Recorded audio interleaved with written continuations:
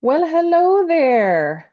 Thanks for joining me. I am Dr. Jen, and this is My Life as a Landlord. And welcome to our next location-specific episode. Today we are exploring the location-specific tenancy guidelines of the Yukon Territory in Canada. And as in all of my location-specific episodes, I've included a lot of resources via hyperlinks in the show notes. And you're going to see me go through all of those. So if you are watching at My Life as a Landlord on YouTube, that will be helpful here shortly. But let's talk about what we're going to go through today. Each of my location-specific podcasts, including this one, is the same, is answering the same four questions. One, what are the basics of this location? Two, what are the nuances of this location? Three, what are some guidance about abandoned items, personal property abandoned by tenants? And four, where to get help in the Yukon Territory, where to get you started. Now, at the very end of this episode, I'll go through what is called my bingo card. And that's really what we're doing this whole episode is we're going through making sure that we're hitting all of the major points that are pretty important for when you're working on rentals or you either landlord or tenant in any area. And so that's what the bingo card is. And so at the very end, I'll go through what's there, what's missing, what did we get, and then what's weird. But I must tell you that there is a lot of research in this, especially the Yukon Territory is pretty good. There's a lot of resources to go through. So, but I may have missed one. It's very possible. And even if I get it 100% right on this one, 5 minutes after I'm done recording, they could change the law, they could update resources. And so you've got to make sure that you have the most up-to-date resources that are current for where your rentals are. So this is designed to get you started. This is a running start. This is not all inclusive. You must do your own research. Today's show is sponsored by Aloha Capital Investments LLC. If you want to know what Mike and I are up to or you want to get involved, check out alohajv.com. And I am going to share screen so that you can see some of these hyperlinks. So that's what I'm doing is I'm going to go through, I've got 7 resources hyperlinked in the show notes, and we're going to go through each one of them, and we're going to talk about what what's there, what basically we're going to go through the bingo card just roughly. And the Yukon Territory is a great one. There's tons and tons of references, super impressive, very, very current. They just replaced their Residential Tenancies Act. They actually made a new one in early 2025. And so they've actually updated quite a bit. And so I've got this up on the screen. You can see it. It's 98 pages long, and you'll see it's 2 columns. One is in English and one is in French. That's standard Canadian. And there is quite a bit to this. And so what I'd like to do is I would like to see, I can tell already. So like they have one just looking at the table of contents, acceleration term prohibited, meaning well, let's just click on it. Acceleration is acceleration term prohibited. A tenancy agreement must not include a term that all or part of the rent payable for the remainder of the period of the tenancy agreement becomes due and payable if a term of tenancy agreement is breached. So basically, if someone signs a 1-year lease and 6 months in, they have to break their term, they have to break the lease, that the remaining 6 months of rent is payable. That's called an acceleration clause. And there are some places that you do have to do that. But there are also places where the tenant can break a lease, a fixed lease, and a landlord cannot. And so it's very interesting how different locations do this. But that's just one bit. This tells me that the Yukon Territory really did a comprehensive review on this latest update because almost no other place that I've seen has that specific item. That's pretty incredible. So I'm going to go back to the table of contents here just for the Residential Tenancy Act itself. Now, some of the other resources I'm going to go through are much easier to digest than this. This is quite legalese, but it's got a lot of detail in it. It's pretty incredible. This one talks about rent increases. Let's just jump to this. Rent increase does not include an increase in rent that is for one or more additional occupants is an authorized. Okay, wait a minute. A landlord must not impose a rent increase that is greater than the amount permitted under the regulations, which means every year the Yukon Territory will publish what the permitted rent increase, maximum rent increase is. And British Columbia does the same thing. Ontario does the same thing. There's lots of places that do the same thing.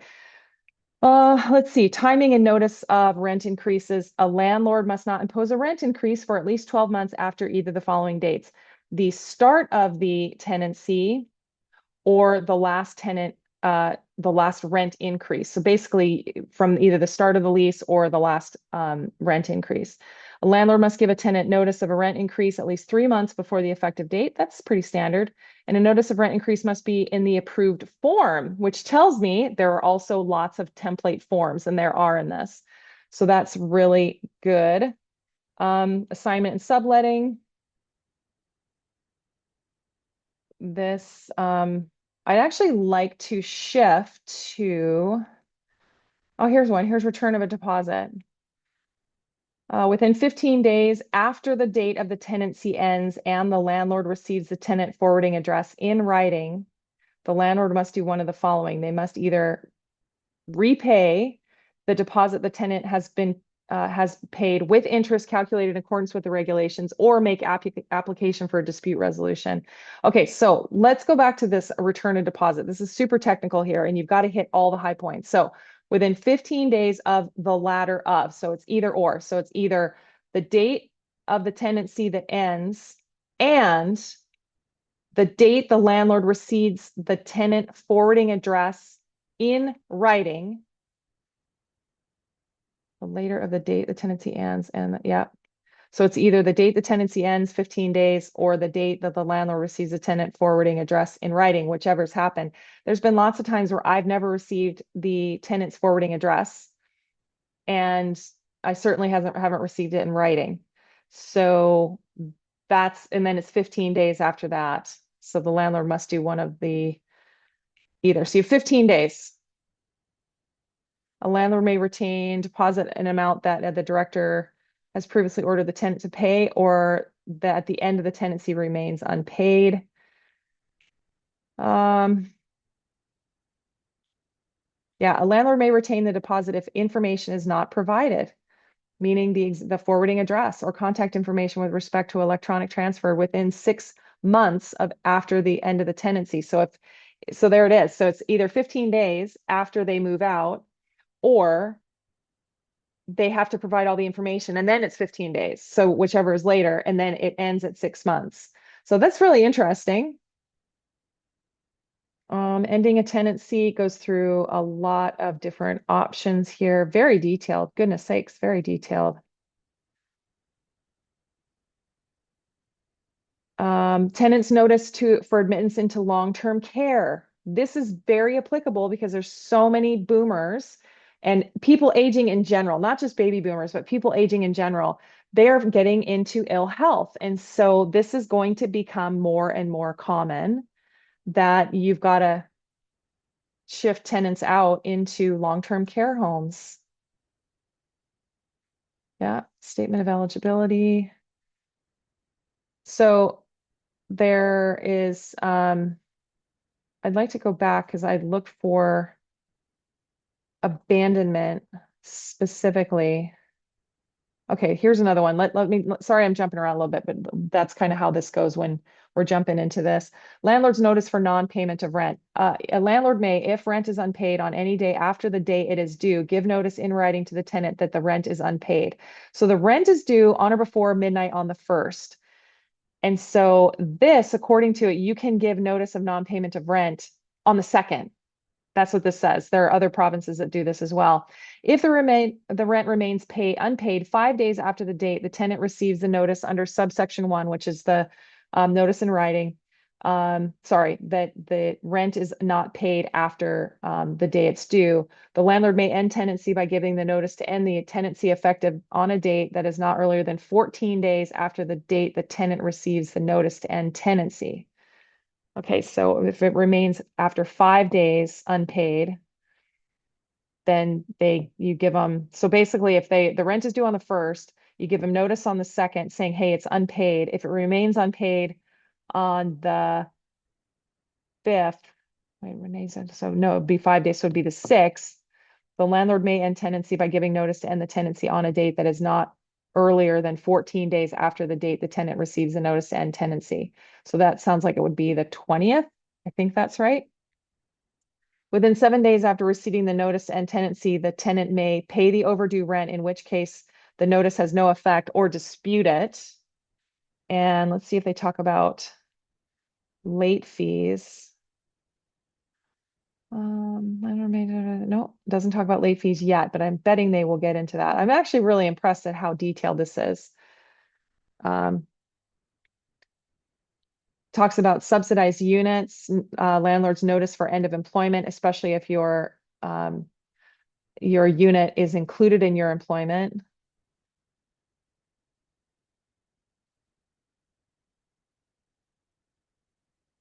Order of possession.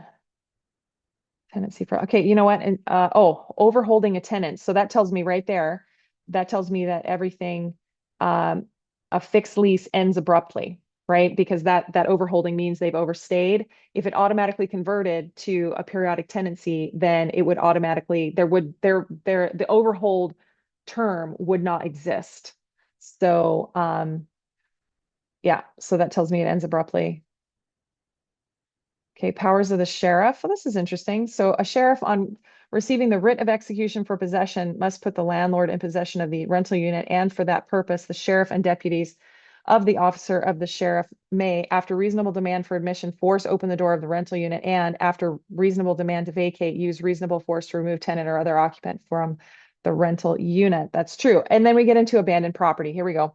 Director may order removal or sale of abandoned property. And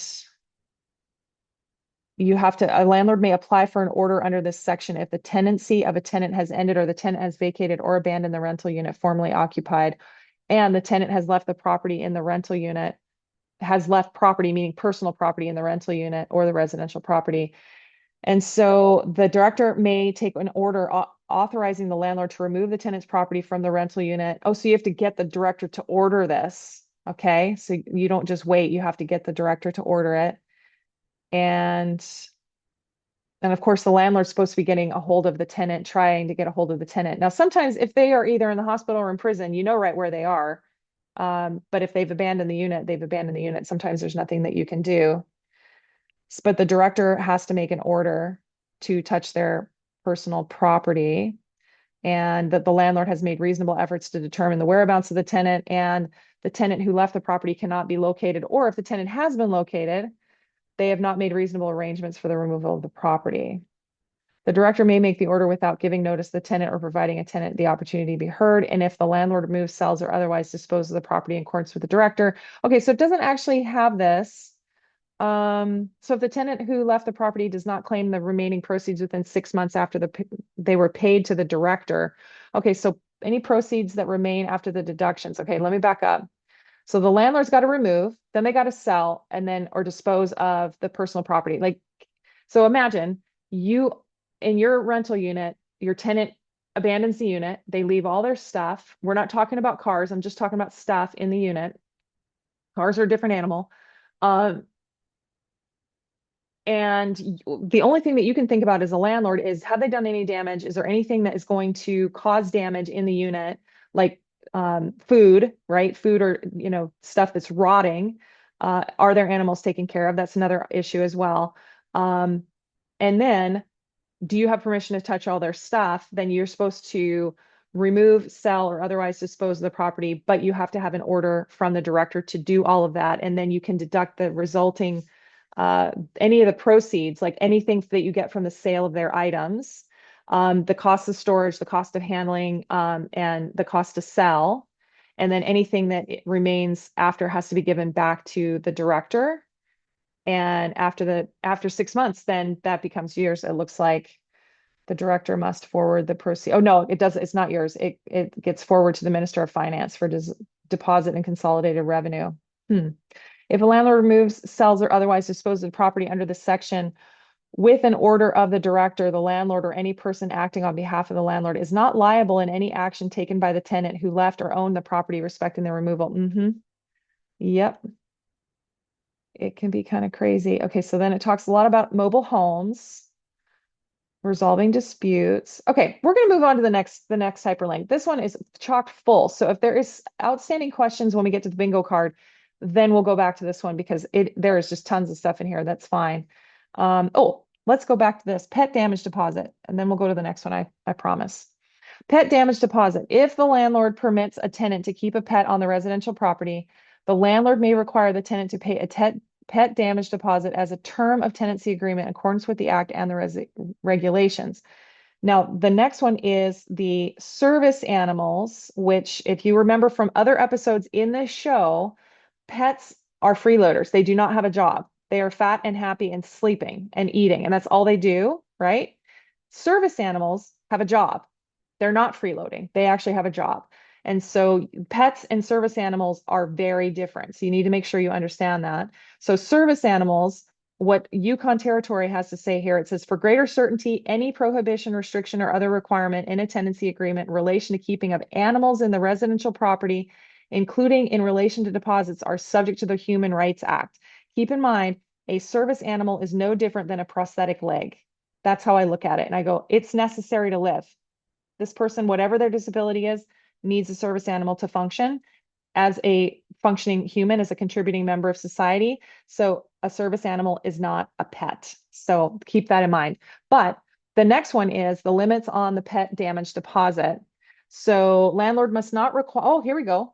Landlord must not require or accept a pet damage deposit that is two things. In the case of a tenancy that is a weekly basis greater than the equivalent of 1 week's rent payable under tenancy agreement, or second thing, in the case of a tenancy that is a tenancy greater than a weekly basis, like either month to month or more, then it's greater than the equivalent of 1/2 month, 1 month's rent payable under the tenancy agreement. Okay, so you can only have a half month's rent if it's a bigger tenancy.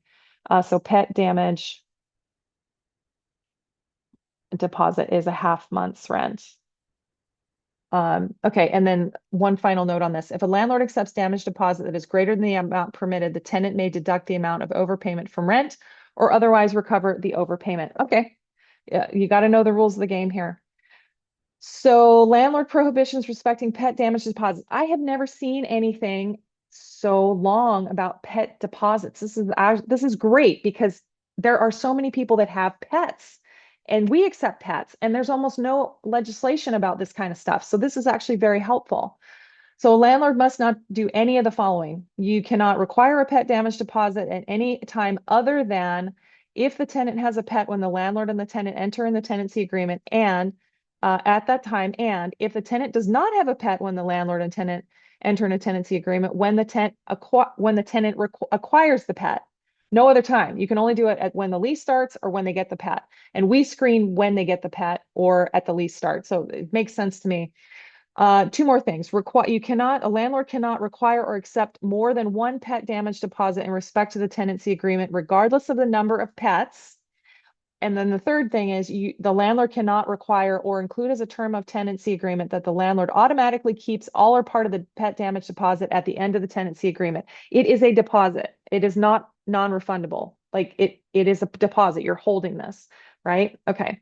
Let's go to the next one. I'm going to scroll this back up to the table of contents and then let's go to the next one. So the next one I got in here was so this is yukon.ca.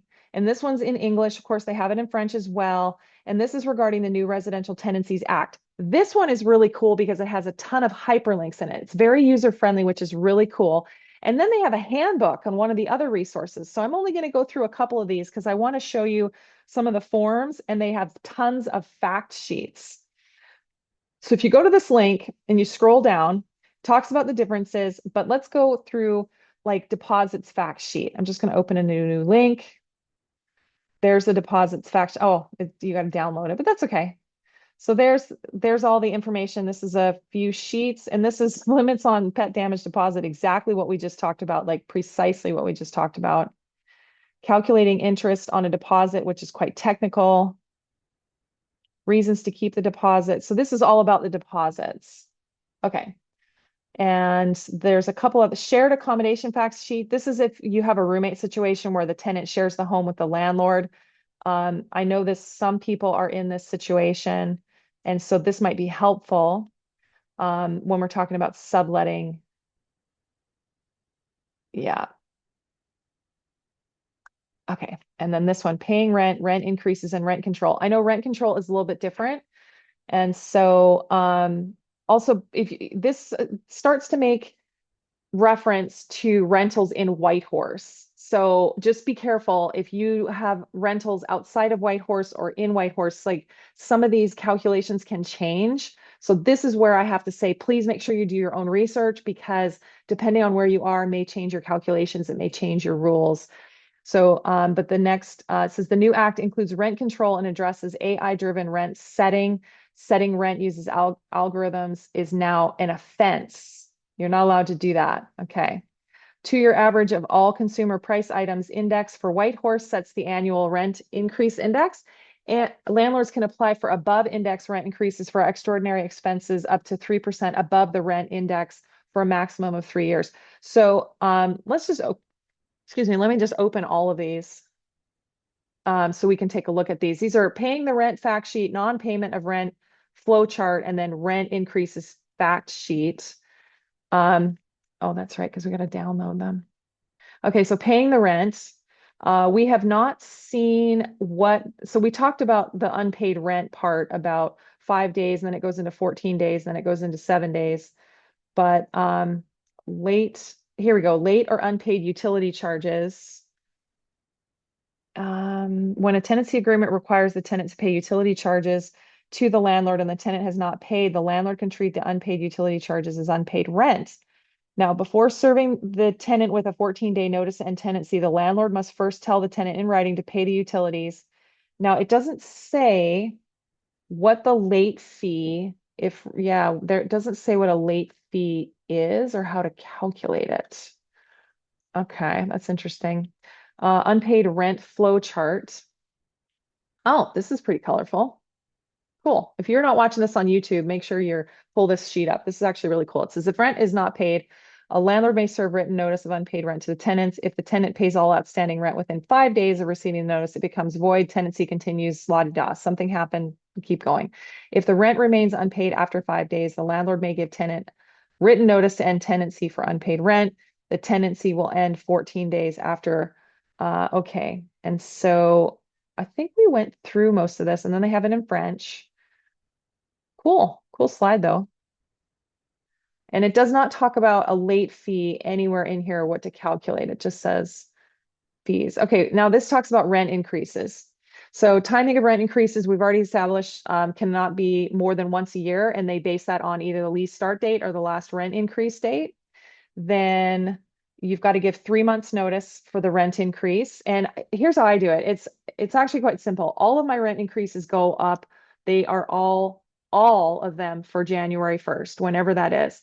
And so I prepare the rent increase notices in September, deliver them like mid-September. And so there's over 3 months notice saying, hey, everybody noting January 1, the new rent amount is going to take effect. And then what I do is I will actually put in the rent calculator in their notice so they can see that whatever the maximum amount is, this is of course for British Columbia, but whatever it is. And so that's how I do it is I align everybody up to January 1. Now, of course, if they're just a brand new tenant, if they're within the last year, I can't do that, which is fine. And they're most likely they are already at market rent anyway. I wouldn't be raising their rent anyway, right? So, okay, maximum rent increases. We've talked about this, about Whitehorse's consumer price index over the last 2 calendar years. Rent increases in sublets, extraordinary expenses below market value. Okay, so here's one. If somebody's been in a unit for a long time and they have not had their rent increase, so if a unit is below market value, a landlord can apply for an additional rent increase of up to 3% for 3 consecutive years. If they have purchased a rental property and the current rent is below market value, the owner landlord must fill out the application, pay the fee, and submit the supporting documentation to the residential tenancies office. The tenants will have an opportunity to respond to the landlord's application within 12 months of the landlord purchasing the property. Interesting. That's you can request it. So if you buy a unit below market value for an additional rent increase, so you can go plus 3% over the rent increase for 3 years, and you have to make application to do this. Boy, you're not going to be very popular. However, if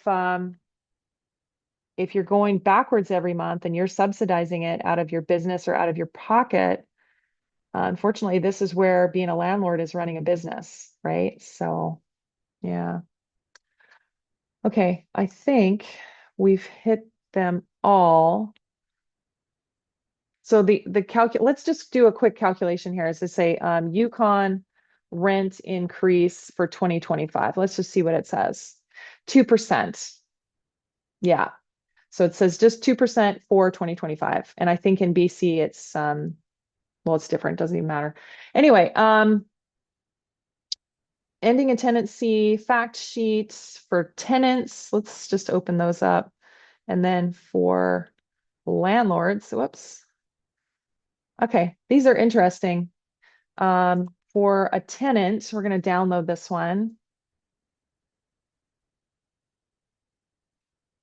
Ending a tenancy.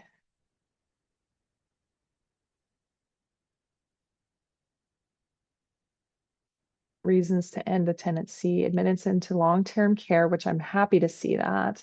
Oh, they even have a chart. Wow, that's cool. So tenants notice, no specific reason required. And then they say if you have a type of tenancy, weekly, yearly, monthly, or any other term, then they give you the required notice. And then the landlord has a period that they can dispute it. Landlord's failure to comply, safety or security risk in a fixed term, admittance into long-term care in a fixed term. Yeah, so it's basically ways that you can break it. Now, there's probably one in here that they are not adding, and that is if it's I guess it's a safety and security risk. I was going to say domestic violence, but that would be in that one, in security or safety risk, which I think that makes sense, that if it's an unsafe situation, then you should be able to end the tenancy, and it should be that way anyway. I think. Okay, ending a tenancy for landlords. Wow. This one's 8 pages long. So required notice, reasons to end tenancy, non-payment of rent. Talks about that. Landlord use of property. You've got to do that properly if you're going to use it. Condo conversion, demolition. And then they've got another chart. They've actually got several charts here. This is great. And then compensation required. If a landlord is going to give notice, you've got to give 4 months notice of a renovation or repair that the tenant has to vacate the unit, 4 months notice, and you must compensate them. Or if you're going to do the same thing, change in use or demolition. Yeah, very, very similar to BC. Okay, and then there's a bunch more hyperlinks on there, but there's several replications. So I'm going to go in here. This is also yukon.ca, and they have landlord, tenant, and responsibilities, and the act is there, but there's also how you do the dispute resolution at residential tenancies office. And there is a bunch of hyperlinks at the bottom, including, here we go, forms for landlords and tenants. So let's see what the forms say. And forms needed to start a tenancy, condition inspection report. Let's open this. This is great. Oh, you got to download it. Goodness sakes. Okay, so condition inspection report. Oh, this is fantastic. In fact, you can fill it out and print it on the computer. How cool is that? You probably wouldn't want to do that because remember, you've got to sign at move-in and the tenant's got to sign at move-in, and then you can print it. And tenancy agreement template.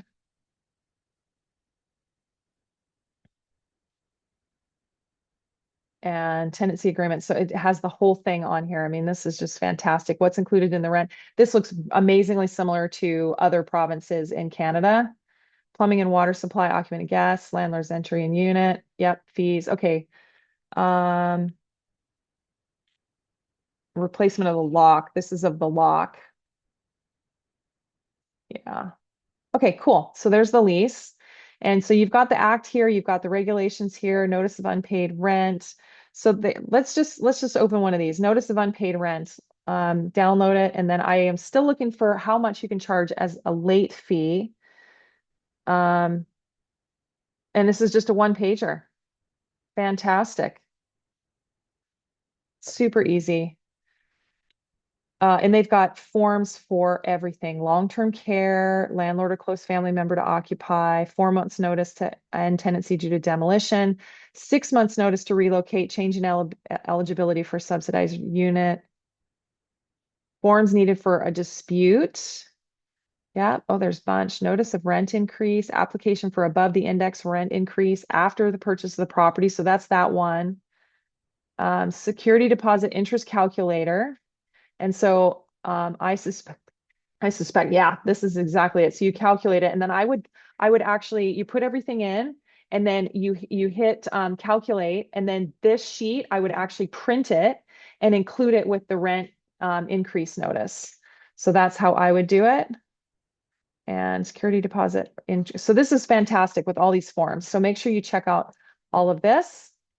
Then you've got the residential landlord and tenant handbook. Now this one is 73 pages. Now remember, the Residential Tenancies Act was only 98, right? And so let's do this.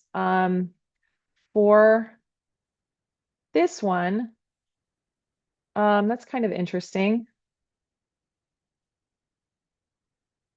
Okay, I am trying to. Okay, so the trick with this handbook is you want to make sure you are familiar with how it's set up. Now, this one is really similar to the Residential Tenancy Act itself. However, this one's got jump to hyperlinks too, which is good. The other one does too, but this one is a little bit, I think, even better, even more user friendly. But let's look at some of these, like when a condition inspection is not completed. Let's jump to that. Oh, it doesn't have the hyperlink jumps. Okay, so that's page 10. But what I'm really interested in, I want to see late or unpaid utility charges. Yeah, and then I know abandoned items is in here as well. We've been talking about that already. So some of this is a little bit repeating. Initial security deposits. We talked about pets. Now this one, it says pet and fuel deposits are prohibited. Landlord cannot charge a separate or extra deposit in relation to a pet or a fuel deposit. Now, of course, fuel deposit is specifically for heat for Yukon, right? Um, so this is really interesting how this is very location specific. That's good. One security deposit can be collected at any time per tenancy agreement and cannot be more than the first month's rent. We also know that half of that, it could be a pet damage deposit. And so landlord can only charge one security deposit for each tenancy agreement, regardless of the number of tenants. And you cannot ask for more deposit money if more people move in. Security deposit may cover damage caused by a tenant or tenant's guest beyond normal wear and tear. However, the landlord must agree in writing before the security deposit can be applied towards the last month's rent. So it is okay, but you have to agree. And yeah, security deposit cannot be more than the first month's rent, and they can only ask that at the beginning of the tenancy.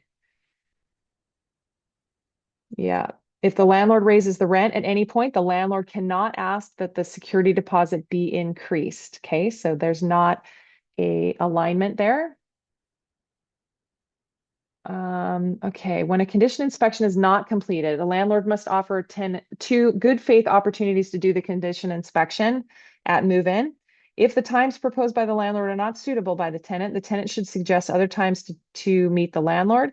The parties should always work together to find a mutually agreeable time. If a landlord may lose the right to claim against the security deposit if the tenant was not given two opportunities to inspect the rental unit, or if the inspection was completed, but the landlord did not give the tenant a copy of the inspection report within the required timeline. This does not apply when the tenant abandons the rental unit. I think that's self-explanatory, but I'm glad they say that. The tenant may lose the right to get their security deposit back if the landlord offered at least two opportunities for the inspection and the tenant did not participate at either time. In such a situation, the landlord must carry out the inspection report without the tenant. And this is where I would say, if you have to do this inspection by yourself, do it in person. Do it written. Obviously, you're going to do it in person, but do it written, but also take pictures and even a video. I mean, how easy is it to do a video on your phone these days? So you want to make sure you have that and it's all documented. Minimum rental standards, surface drainage. Hmm. Parks, driveways, steps, exterior walls, safe passage out. Okay. Toilets. Okay. A landlord must provide the rental unit with toilet facilities, whether indoor or outdoor, that meets reasonable health and safety standards that has a lockable door to provide privacy. If a shared bathroom and toilet includes one or more of the toilet stalls, the landlord must provide each toilet stall with a lockable door that provides privacy. Pest prevention, overcrowding. Neither the landlord nor the tenant may allow more people to reside in the rental unit than the lowest maximum number permitted under the fire code established under the Fire Prevention Act. Okay, well, let's find out how much that is. Yukon occupants number Fire Prevention Act. Okay, yukon.ca. Fire Prevention Act. This looks very familiar. And let's look at what's occupants are. Regulations, duty of the fire marshal, report by occupant, fire hazards, appeal.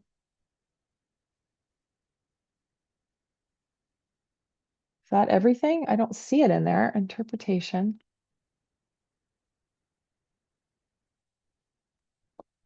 Report by concurrent inspection of premises when fire has occurred. Fire hazards. Let's just look at fire hazards.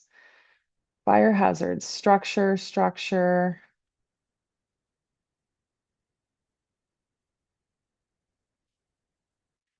Heating appliances. Appeal to the judge.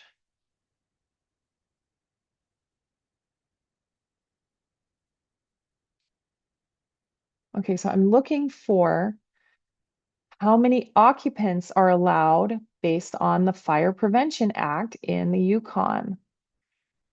And I can't seem to find it because that is what it says, that you can't have more than that. So the Residential Tenancy Act is referencing this act, but it doesn't look like it's there. Owners or occupants. Okay, carbon monoxide, no. Fees, no. And that's it. Okay, well, if you're listening to this and you know where I can find this or you're aware of occupancy, please reach out to me on the show. Or you can email me, learn@mylifeasalandlord.com, because now I'm intrigued. Because according to fire safety in the Yukon, how many people can live in that, right? Because this is I'm just trying to find this because now I'm curious. So if you know the answer, reach out to me. I want to talk to you, please. Okay, we're gonna move on. Um, paying the rent, making sure first time the tenant is paying the rent. Um, I cannot seem to find a fee, a late fee, and it doesn't allude to a late fee either. These are actually really good little flow charts, by the way. I know they've got other flow charts that we've seen in some of the references. I think this one is interesting. And this one is what happens when a tenant doesn't pay all the utilities on time. This talks all about rent increases, proper notice, repairs, emergency repairs, quiet enjoyment. Yes. Unreasonable noise, prohibited fees. Oh, and this is interesting. Prohibited fees include a fee for the initial set of keys or access device, the initial one. Well, no, that comes with your lease. A guest fee, whether guests are staying overnight or not, and a fee for a replacement lock, key, or access device if the landlord initiated the replacement. Right. So here's the other one, permitted fees. Um, so permitted fees must be specified in the tenancy agreement. Fees for key replacement or additional keys, lock, or access device. This fee must be not be greater than the direct cost. Like you're not actually paying for anybody to do this. An NSF fee, so if you have a payment that is bounced, and then fee for services requested by the tenant if those services are not required, like carpet cleaning. Okay, and so it does not say anything. Um, no late fee. That's interesting. And it doesn't say it's prohibited either. I wonder if that's different. Okay, so overcrowding, Fire Prevention Act and other. Okay, I've got to let that go because I really want to know what that is now. So if you know.